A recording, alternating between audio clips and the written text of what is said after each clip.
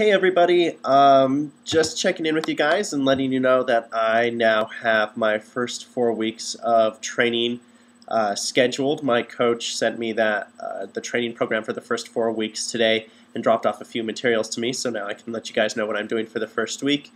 I realized I didn't explain in my first video, for those of you who maybe aren't really triathlon savvy, may not actually have any idea what an Ironman is.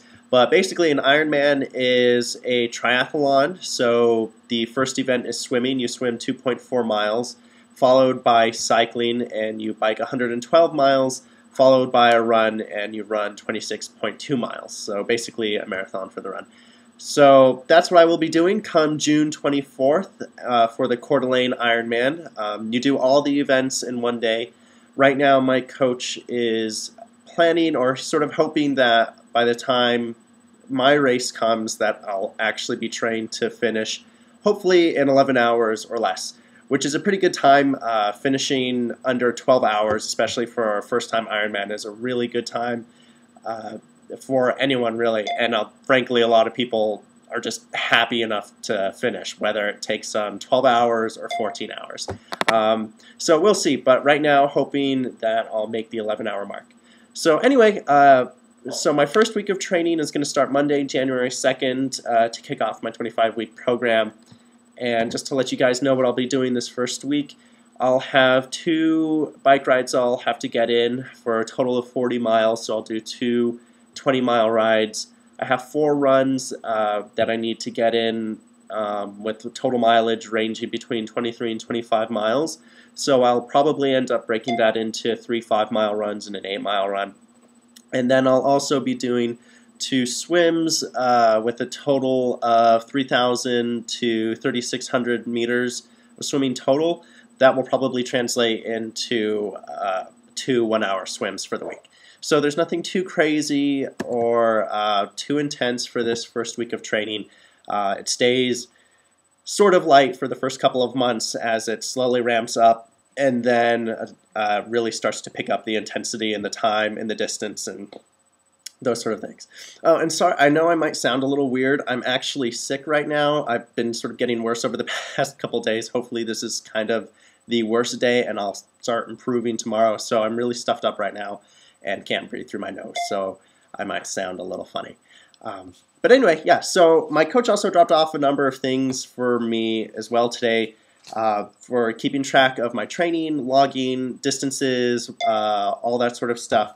There's everything from running logs, which is just sort of simple what I did for a run on each day, distance, time, any little notes, a handy little 25-week chart that is a quick kind of at-a-glance chart. Every week you just fill in what you did for swimming, biking, running for each day during that week. And it's an easy way to just sort of look at what you've done across all 25 weeks of the training program.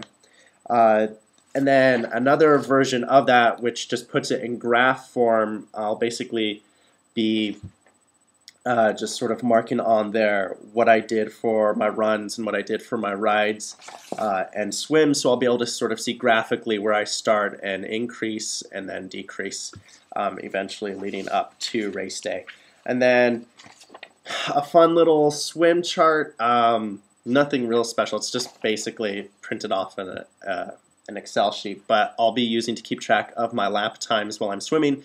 So while I'm actually swimming, I'll be keeping track of the time it takes me to do each individual lap during my swim and then filling that into the chart, which is going to be a little bit tedious, but it's a really nice way to see how you're progressing through your swim and your times and see how you're improving or not improving, maybe try and figure out what's going on, you know, what days were, you know, good training days, what days were bad training days.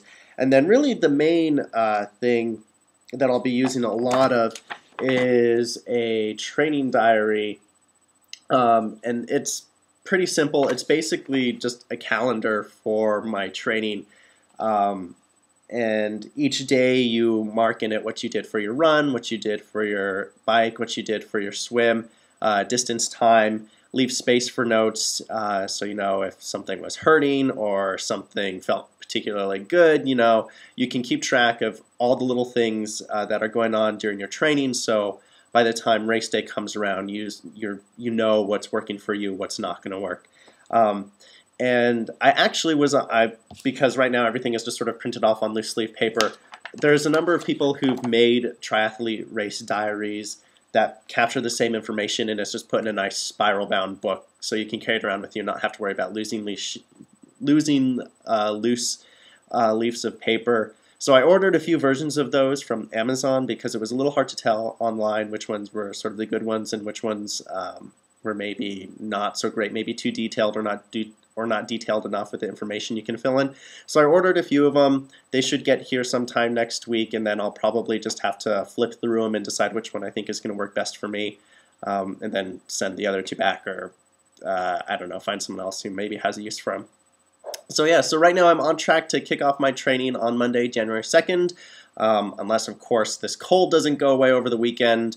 I may not be able to start in full force, but if not, that's okay. 25 weeks is a long time and a lot of training, so if things don't go perfectly during this first week, that'll be okay. So hopefully I'll check in with you guys again on January 2nd. I'll let you know how my first day of training went. Probably going to be nothing too exciting other than letting you know what I went and actually did. Until then, everybody have a safe, fun New Year, and unless something crazy happens before January 2nd, I will catch you then. Cheers.